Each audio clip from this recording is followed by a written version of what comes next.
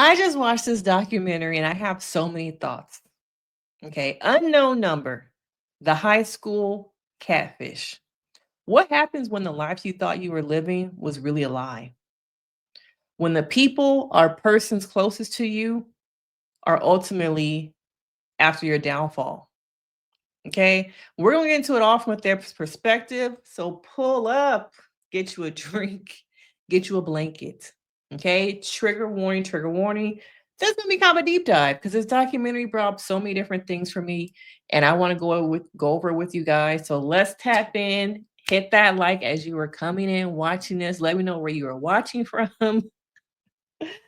Woo, baby, baby, baby, baby. Now, okay, where do we start? We have a young girl. Remember, young girl living in a small town. The small town, y'all have to keep that in mind. She's living a life and she starts to have a relationship with another boy in the town. And though they are young, trying to navigate being 12, okay, being 12 years old, what happens when suddenly you start getting text messages, vulgar text messages, some of them saying, do something to yourself, and you don't know where they're coming from? That is the gist of this documentary. For almost 2 years, Lauren and her partner, her boyfriend, because they were so young, okay, um, her boyfriend were getting vulgar text messages from an unknown number. And throughout watching this, I'm like, how come they just didn't take the phone away? Why it takes so long for them to go to police? Like, what's really going on here? And then the pieces come together. Now, this was a perfect setup. You have a young girl, Lauren, to me, who is somebody who is very quiet to herself, the only child. And we're going to get into that. The only child in a very small town where everybody knows each other. So much so that the parents are involved in some of the messiness because the town is that small. Okay, they go to parties with their kids, they throw parties for the kids, and it all came down to a night where Owen was going to a Halloween party thrown by a girl from the high school, or at that point, probably what, elementary, middle school. Okay, probably middle school at that point. And Lauren wasn't going to go. But Owen's like, you're my girlfriend. I want you to go. So she does go. Okay. And so throughout this, documentary, we are seeing her read messages.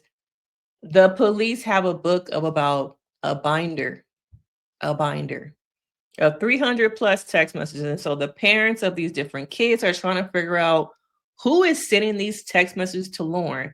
Why does somebody want to ruin her life? Why does somebody want to hurt her? Why is someone obsessed with my son, Owen? Okay. And all the friends, the young crew is trying to figure out what's going on. One girl, Chloe, is being blamed. Okay. But then, we have once again, a small town police officer who to me could have done more. But we saw him over and over again do interviews with parents. Okay. Was that enough? Okay. Was that really enough? It was not. And at some point, the case gets brought up to the FBI and the FBI get involved. The FBI don't play. They don't play. And so she's still receiving, Lauren, this girl is still receiving these text messages. Owen's still receiving these text messages to the point where they break up. The text messages are too much. Maybe if we just are not together, that'll, save you some because this person will stop bothering you, Lauren. And maybe one day we can get back together. Young love. Okay. But did they stop? No, they did not. And once again, I'm watching it like, why did it take so long for the parents to go to the police? Why didn't these parents just take the phones? Could it have all been solved if the parents took the phones? Okay, and for one family, yes. For Owens, maybe. But no, it would have not solved it. You know why? Because a twist came. Okay? And the twist was, after FBI investigations, a little bit more due diligence from maybe police. Okay. Y'all ready for this? The twist comes. Girl, it's her motherfucking mama. You heard that. It's her motherfucking mama. Her own mother. Mother. Was sending her own daughter and her daughter's boyfriend these text messages of sexual things. Go do something to yourself. You're ugly. Okay. For 2 years. Your own mama was your bully. And you know, over here we talk about mother-daughter relationships. Okay. And this is a quite interesting one. Because what happens when your mama has unresolved trauma? And you are born into a system of a mother who has not healed. And all of your mother's trauma gets projected onto you, the golden child, the only child. Okay. And now, as police are confronting, they go to the house and they confront the mother. And this scene, let's go back to this scene. It was quite interesting. The police come to the house when they finally realize, oh, it's this bitch mama. Okay, we got to go over there and do some real police work. So they go over there and they catch the mother in the backyard. They bring her inside and say, hey, sis, you did it. It was you. It was not a situation set up by Todd, not a scheme set up by Todd. It was you, girl. It wasn't these kids. It wasn't Chloe. It wasn't Chloe mama. It was you, girl. Me? What? Me? Go inside. Sit down. Yes, we know it was you. But why? We know it was you, but why? Okay. Tell us. Just give it up.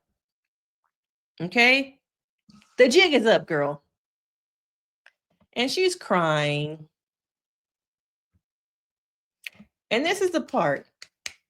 They bring out Lauren, her daughter, who's, I think, probably looked like she was sunbathing or coming back from swimming or something. They bring her in, which, no, they should not have brought her in. So they confront the mom, and then within 10 minutes, come on, Lauren, come sit down on this kitchen table. We figured out who's been stalking you for the last 20 months. Your mama did it. I'm like, where's the compassion? Where is the let's separate the two? Where is the let's call the father first? Where was the let's take this down to the police station? Where was that?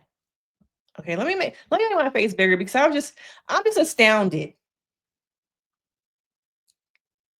how there was no care for this young girl who has already been through so much. Y'all like the hair?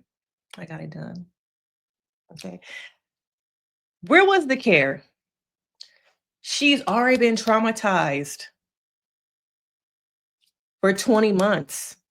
It started when she was, what, 12? And now you sit me down and tell me, one, you found the person. I'm in shock that you found them. Only to find out she's sitting next to me. My mama. And I could tell the therapist in that moment, she was numb if she wasn't already numb. I don't know if she started dissociating, but her response was very much like numb. No real reaction. Okay. And her mom is like grabbing her hand, hugging her. Like, girl, what? You've been doing this to your daughter for 20 months. That's why you didn't take the phone away. It wasn't because, you know, You didn't want the person to win because you are the person. Okay. So she's caressing her arm. Oh, baby. Oh, baby. Oh. And they call that husband. And that's when the jig is really up. And she's been lying for years about her whole life. They call him on speaker, which was wrong again. They should have said, sir, we need you to come home. We have some things to discuss to you. Better yet, we need you to come down to the police station so we can talk to you and go over some things about your case. To me, it was shoddy police work all around. Okay. And so the girl, the daughter, Lauren, is still sitting there like numb. Physically there, but mentally, I don't think so. Her mother is just like all over her. So they tell the dad, yeah, we found the person. It's your wife. Huh? What? My wife? What you smoking? What you talking about, Willis? Yeah, it's your wife. And we need you to come home because we have to make sure. Now we want to make sure your daughter is safe. Now we didn't hit her with the okey doke, blew up her life. We can't leave here until we know she's safe. So we need you to come home. Like, what the fuck? Okay. Daddy come home. And then his life gets blown up because mama never had a job. She been getting up for work, not really going nowhere. You know where she been going? The computer. She's been going to the computer and all day sending those messages from a burner phone. That it seemed like when the police showed up to her house, she was on the burner phone. Probably sending messages. Okay, sending messages. So she left the phone on the side of the house on the low when they said to come inside. And like, give up the phone, sis, because the jig is up. And so dad's like, wait, you never worked for the school? You never worked for Texas? You never went to work for Ferris? And she's like, no, I haven't had a job for a cool minute. And he's just like, oh, bitch, you got to get the fuck up out of my house. You got to get up out of my house. Call your mama. Here's the phone. And she's still trying to hold her daughter and caress her. There's a disconnect. There is a mental disconnect with this lady. And it just kind of reminds me of The Psychology of Munchausen Syndrome by Proxy. You know, Munchausen is about a distorted attachment style. If you're sick, you're scared, or broken, you'll need me. Once again, if you're sick, broken, you'll need me. A child will always need me. That unconditional love. Once again, showing to me that Lauren's birth, her mom becoming pregnant, as she talked about later in the documentary, her eyes lit up when she heard that heartbeat. Nothing else mattered because this baby was going to solve all of my hurt, all of my pain. And in mothers, we see how their unresolved trauma can manifest as intentionally creating crises to stay relevant in a child's life. And that is what we saw throughout this documentary, through these text messages over 20 months. My child needs me. I'll create the problem. Now, she originally said that the first couple text messages that, Lauren received were not from her. And Chloe's parents think that it was the mama and the daddy. I don't know about all that. Okay. Because the FBI would have figured out if it was both of them. So they saying it was just the mama. All right.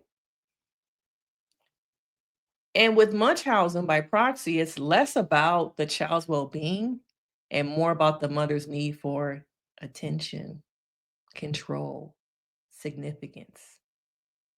And we all often talk over here about mothers, daughter relationships, attention, living through your daughter. What happens when your daughter starts to become independent and have her own life? This is what happened. She states that as her daughter started to mature, have her own life, it brought up her unresolved trauma. Okay? That when she was a young teenager, she was essayed and never worked through that. And so as her daughter is starting to develop a relationship with Owen, a man, it triggered that, oh, I don't want the same thing to happen to my daughter. So I'm going to push her away from Owen by catfishing. Okay? By becoming this person who is sending these messages, pulling them apart, because that will save her. Not only will it save her, but it'll make her need me and come closer to me. She'll need to lean on me. She'll need me for comfort. She'll need me for comfort. She on the outside was the perfect mom, the coach, the supportive mom, attending parties, coaching other different sports she was involved in. But behind closed doors, she was a hurt woman who needed attention, and began to live a life through her daughter. And I think looking again at, Munchausen by proxy, control masquerading as care. I think that her mother convinced herself, if I'm the one helping you through this nightmare, you'll come to me. I think she played the villain, the harasser, and the rescuer, the comforter. And some of you guys can relate to some of this.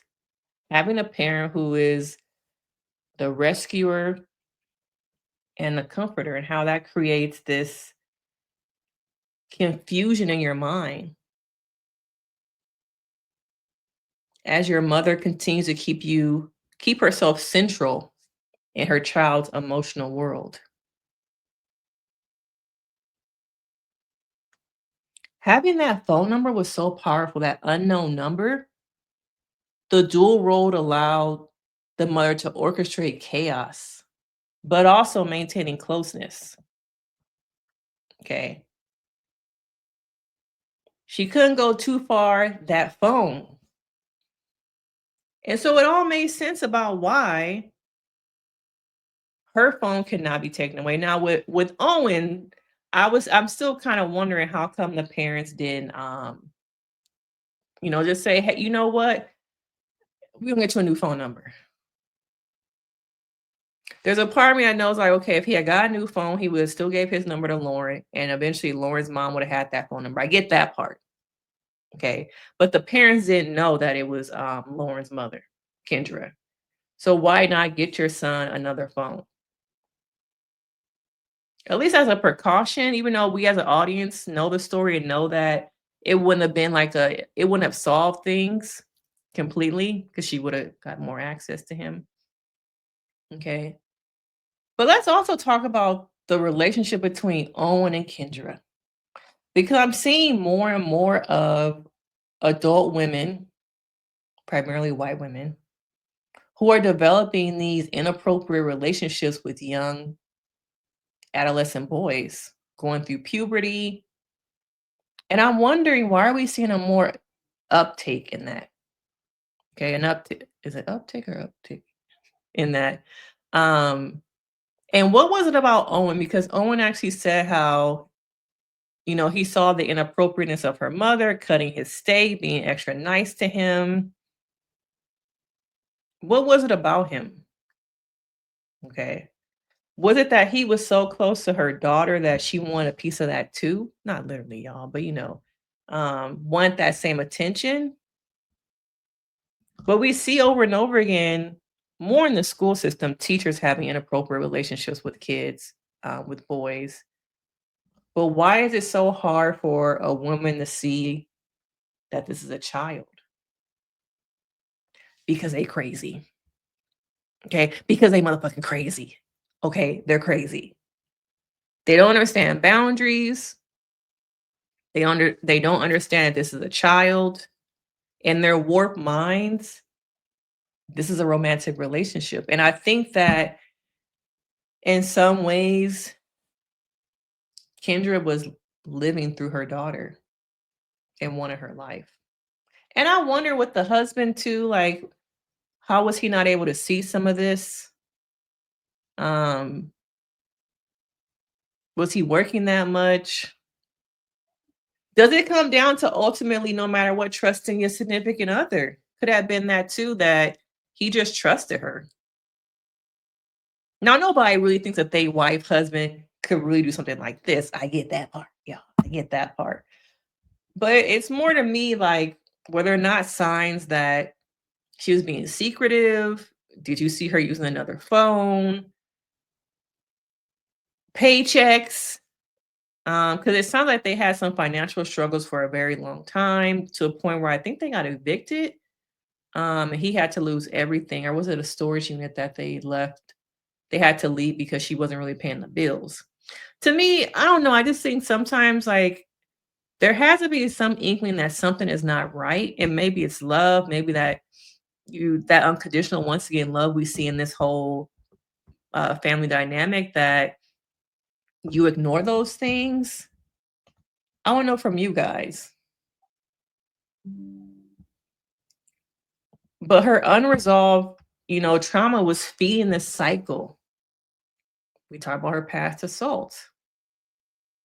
Instead of processing her pain, she projected fear and control into her daughter. And it's so interesting that she still afterwards to me felt like she had no remorse. You guys might think that I'm crazy. There's people who drive drunk and you don't see it. There's people who do this and that and you don't see it. You guys are only getting one part of me. Okay. It kind of reminds me of that other documentary I watched and I kind of reviewed. What was it? Tell them you love me. Was it that one? Once again, the slap on the wrist, no remorse, and the person gets to live their life while their victims are still traumatized. Okay, it just there's a similar dynamic that we're seeing. I'm not sure if it is a little bit of privilege with the whole not having remorse. I'm not sure if it's the childhood trauma. They didn't talk much about the mother's relationship with her own parents. They only brought up her cousin.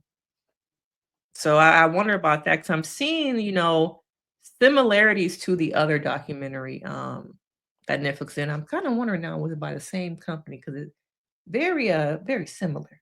Okay. But using control to manipulate and have your daughter still be emotionally attached to her. Okay.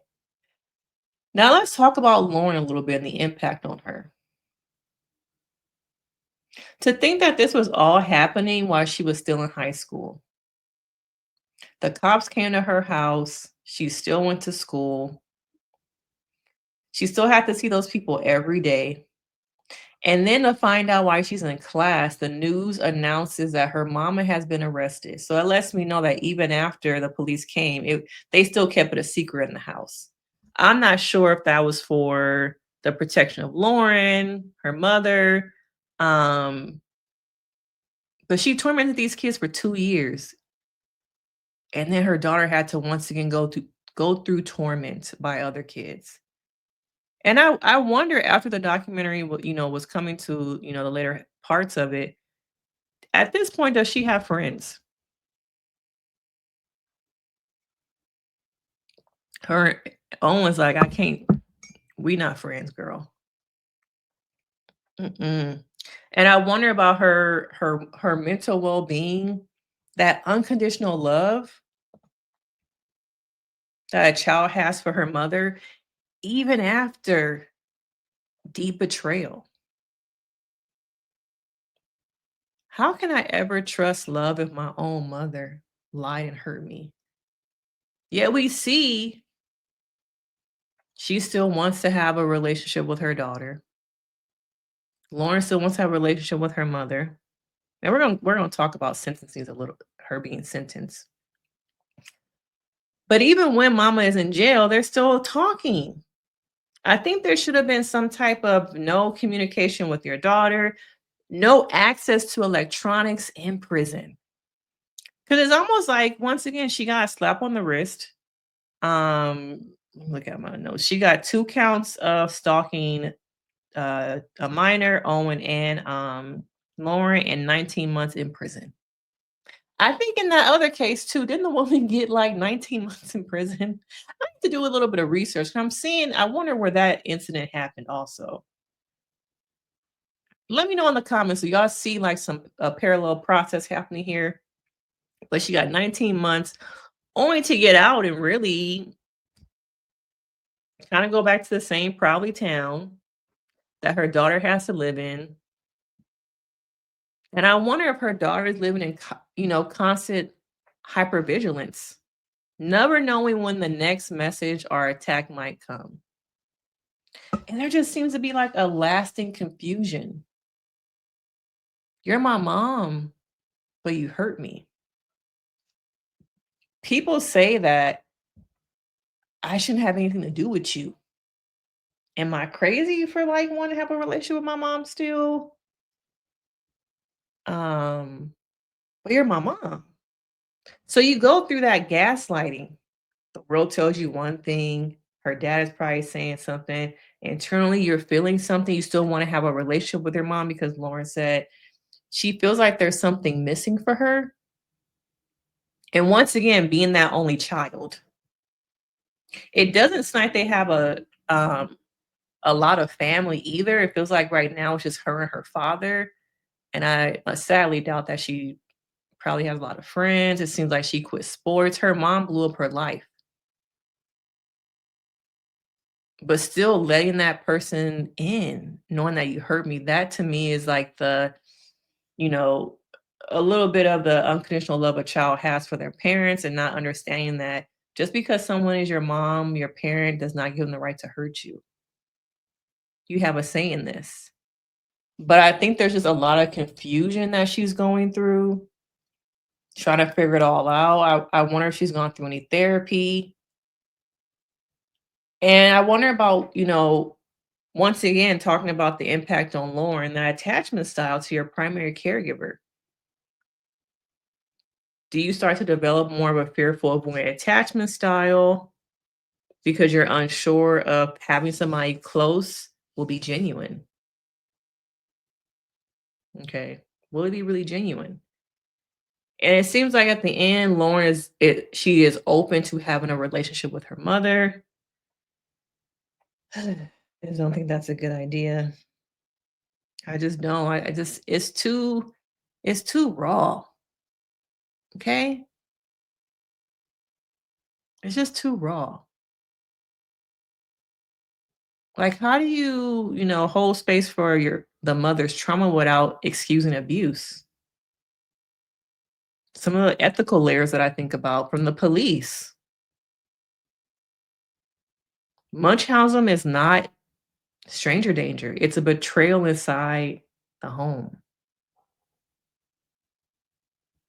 And we can have accountability and mental health intervention.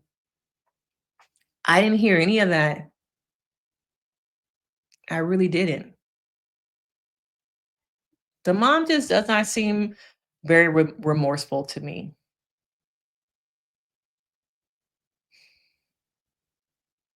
Her mother needs intensive treatment, deep rooted trauma therapy. But since she doesn't really, at this point, at least according to the documentary, I don't know if she really believes she has a problem. And it's going to be really hard to get somebody like that into therapy and be committed when you don't really see you have a problem. Okay. But she needs intensive therapy from some type of accountability framework too, not the, oh, I'm sorry. Holding this woman accountable, using interventions to hold her accountable. And I think, survivors like Lauren need a space to process grief, betrayal, and rebuild trust with everybody, not just her mom, everybody. I think about her high school years just like being, this is her high school. This was it. These 4 years, is this what you're holding on to? Okay. And I think in the documentary, it shows that she wants to go into criminology, which is pretty cool. I would hope, as much as it would suck, like her and her father could receive money or something to start all over somewhere else where nobody knows you. But then once again, that attachment and that trust, is it possible to trust anybody? For the father, too. How do you trust again? Okay. How do you trust yourself? How did I miss this? The question that you have within yourself. And I think the documentary reminds us that sometimes the people who hurt us most are the ones closest to us. And that healing requires both accountability, compassion, understanding of how trauma warps relationships. I think her mother's trauma really did warp the relationship. And I'm just like, yo, oh, mama. And her narrative is that I did this to protect her. No, you did this for attention. Attention. What was it about your childhood that this was how you decided to move, to heal yourself, to work through things? Why was this the only option to figure out who was the one really sending those messages? Now, in the beginning, it could have been the little clique. Okay, it could have been Chloe and them other two girls. And it just got out of hand. I don't know. I'm not necessarily disagreeing that that could have been the case in the beginning, but the mama took it too far. Okay, she took it too far.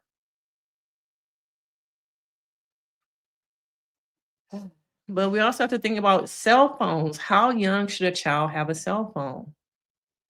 And how they just, are a can of worms and they open up so many different portals to danger. It can be used for good, but it can also be used for bad. At what age do we give our children phones? There is also the societal pressure of the kids at school have phones, everybody's on social media. I'm the only kid who's not. Like, where does that fit in too? And now here in Texas, no phones in school. So then you have it's like, well, I can't even contact my own kid to see how he doing because there ain't no phones. So I put an air tag in his backpack. But it's impossible now to communicate with kids in school. And I wonder if it's going to be kind of like, a domino effect where we see more and more other states do the same thing. I think it's good that kids don't have cell phones during the day, during school, so they can focus. But at the same time, those phones are really the only way for parents to contact their kids. You can call admin and they can try and track your kid down if they even answer the phone. If your kid goes to a good school where admin, is on top of those kind of things. But cell phones nowadays are mini computers in our hands, just as much as we as parents are on our phones, kids are on their phones a lot too. So what do you guys feel like is the remedy to cell phones, and how young do you give a child a phone? Okay. But yeah, so many thoughts, so many different layers. I want to hear from you guys. If you got to the end of this video, put some purple hearts in the chats. Okay. Woo! Let me go and decompress from this bullshit. Okay. But it's a lot of mothers out there having kids who have not done the work, who have a lot of mental health issues, who need to really look at themselves before having kids. Go and sit with a therapist, work on your issues so that you are not parenting through your own trauma. You are not parenting through trying to heal your trauma. Okay. Work on yourselves. But I think people are too fearful of turning the mirror on themselves. And instead, I'm going to heal myself through my child. My child is going to be the magic pill, like we saw in this. Okay. But of course, y'all, I want to know your thoughts. What do you think? Woo! This was a good one. Okay. I'm Denise Brady, a licensed marriage and family therapist, and I will see y'all in the next video. Bye. Turn on notifications, hit subscribe, like the video. Now, bye.